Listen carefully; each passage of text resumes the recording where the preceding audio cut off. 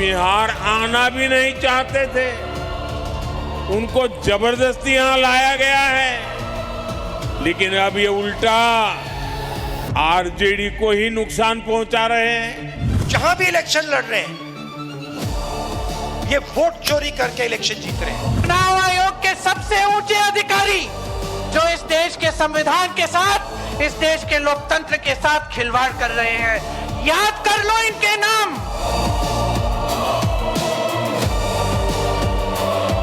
हम लोग जीतेंगे, सब लोग जीतेंगे, बिहार जीतेगा।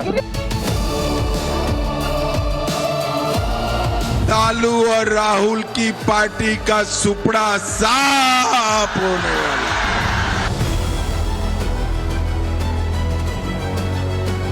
हम जीतेंगे, जीतेंगे, जीतेंगे। आपको याद होगा बिहार में भी राहुल गांधी की टीम पे यही आरोप लगा था कि ये लोग वीडियो कुछ और रिकॉर्ड किए, बता के वहां कुछ और ले गए और बाद में मीडिया के सामने बयान आया कि भाई हमको तो कुछ और बोले थे कि आपका नाम कट गया है। ऐसा तो हुआ नहीं है। और अब देखिए हरियाणा में भी खुद वो कह रही है कि देखिए मेरा वीडियो का गलत इस्तेमाल हो गया है। और उसके बाद राहुल गांधी और प्रियंका वाड्रा कहते हैं कि जेनजी सड़क पे आ जाए। काहे कि आप चुनाव नहीं जीत पा रहे हैं। कांग्रेस के जेनजी को जो है अपने पार्टी के शीर्ष नेतृत्व से सवाल पूछना चाहिए कि राहुल गांधी और कितने चुनाव हराएंगे। कांग्रेस के युवा नेता जो मेहनत करते हैं ग्राउंड पे, वो कब तक राहुल गांधी की वजह से सत्ता से दूर रहेंगे, लोगों की सेवा करने से दूर रहेंगे। कांग्रेस के जेनजी को कांग्रेस के अंदर सवाल पूछने चाहिए। देश के जेनजी को कोई दिक्कत नहीं है। राहुल गांधी के आरोपों का एक और फैक्ट चेक आपको दिखाता हूं। कल राहुल गांधी ने हरियाणा की मुलाना सीट को लेकर दावा किया था कि यहां बूथ नंबर 63-64 पर 223 फर्जी वोट डाले गए। अब राहुल गांधी के इन आरोपों की सच्चाई भी आपको बताता हूं।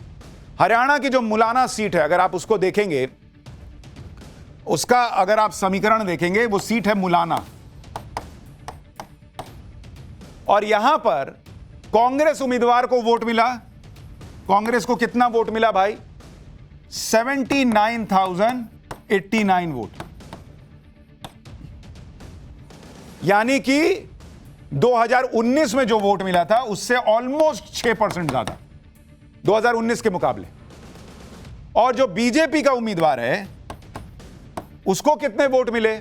उसको मिले 66,224 वोट, यानी पिछले 2019 के मुकाबले -1% के करीब। और जीत का अंतर कितना था भाई? कांग्रेस कितने वोट से जीती? 12,865 वोट से कांग्रेस जीती। अब आपको इस सीट पर बूथ नंबर 63 और 64 पर पड़े वोट की सच्चाई भी बताता हूं, जहां की बात राहुल गांधी कर रहे थे। पहले तो भाई जीती कांग्रेस है, गजब की वोट चोरी है बॉस। बीजेपी वोट चुराती है और जीत कांग्रेस जाती है। अब आपको बूथ नंबर 63 और 64 के बारे में बताता हूं। हमने फॉर्म 20 की पड़ताल की और यह पता चला कि दोनों बूथ पर कांग्रेस को बीजेपी से ज्यादा वोट मिले। बूथ नंबर 63 देखिए, बूथ नंबर 63,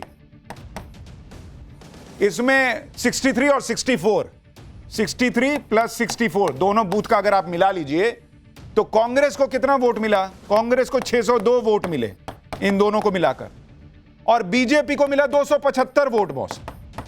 तो जिन बूथ पर राहुल गांधी वोट चोरी का आरोप लगा रहे हैं, वहां कांग्रेस को ज्यादा वोट मिल रहा है। सीट जीत रही है कांग्रेस और हो गया है वोट चोरी। कमाल की बात है कि विधानसभा चुनाव से पहले जो लोकसभा चुनाव हुए थे उसमें कांग्रेस को इसी मुलाना विधानसभा में बीजेपी से 28,000 ज्यादा वोट मिले थे। बूथ नंबर 63 और 64 पर भी कांग्रेस को बीजेपी के मुकाबले 152 वोट ज्यादा मिले थे। तो मुलाना सीट पर तो कांग्रेस के वोट बढ़ने का सिलसिला लोकसभा से लेकर विधानसभा चुनाव तक चलता रहा। पैटर्न में भी कोई बदलाव नहीं है और राहुल गांधी माहौल बना रहे कि वोट चोरी हो गया।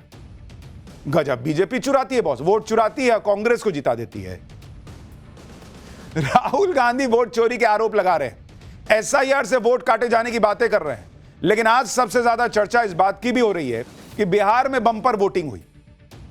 ज्यादातर जगहों पर लंबी लंबी लाइनें दिखी, महिलाएं बहुत बड़ी संख्या में दिखी। वोटिंग पिछली बार के मुकाबले ज्यादा हुई। आज 121 सीटों पर बिहार में वोट पड़े, यानी करीब करीब आधे बिहार ने अपना फैसला कर दिया। और अगर आप टर्नआउट देखिएगा, बिहार में आज का जो टर्नआउट है, कहा जा रहा है कि जबरदस्त वोटिंग हुई है। बिहार में वोटिंग, और ये आपको फर्स्ट फेज का बता रहा हूं जो आज वोट पड़े, इसमें 121 सीट के लिए वोट पड़े हैं।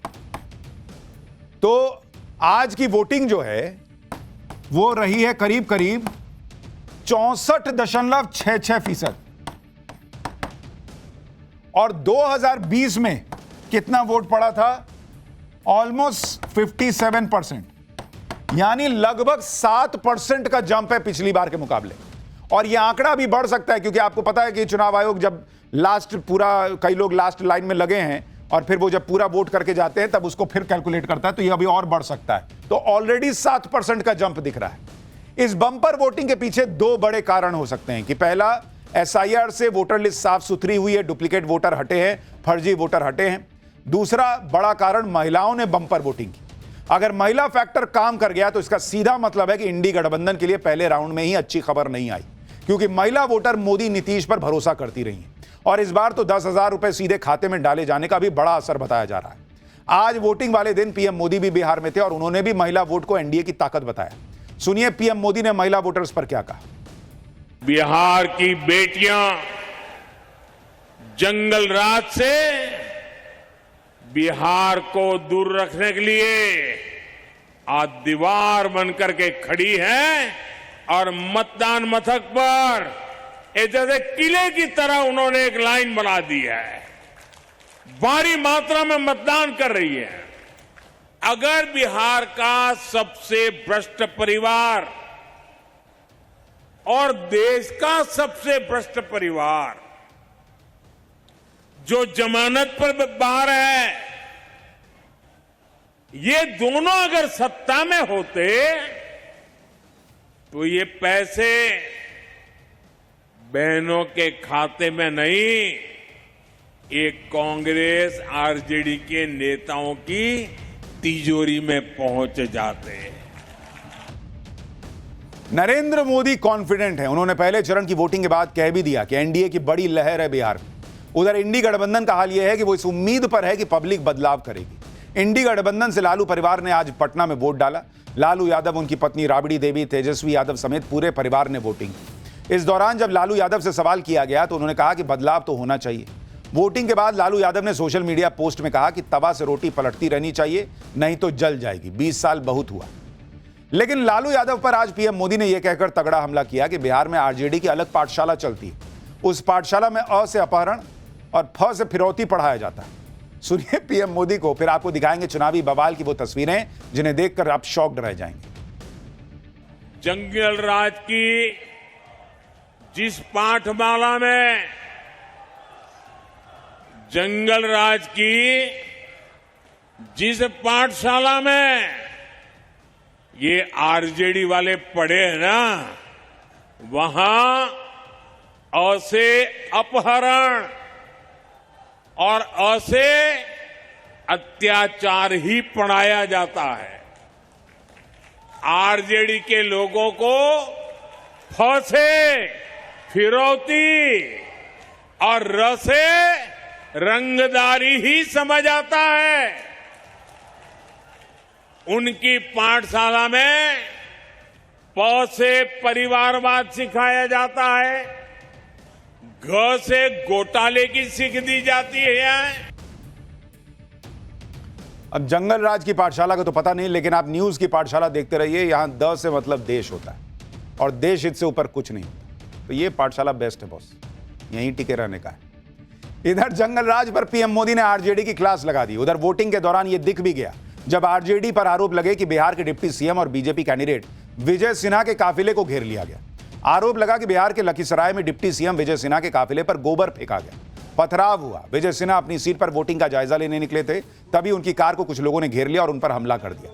विजय सिन्हा का आरोप है कि ये आरजेडी के गुंडे थे, लोगों को वोट करने से रोक रहे थे। सुनिए विजय सिन्हा। मैं इसी गांव में हूँ, समूचा भीड़ आगे आ रही है, आप स्पेशल फोर्स भेजिए, हम यही धरना पर बैठेंगे।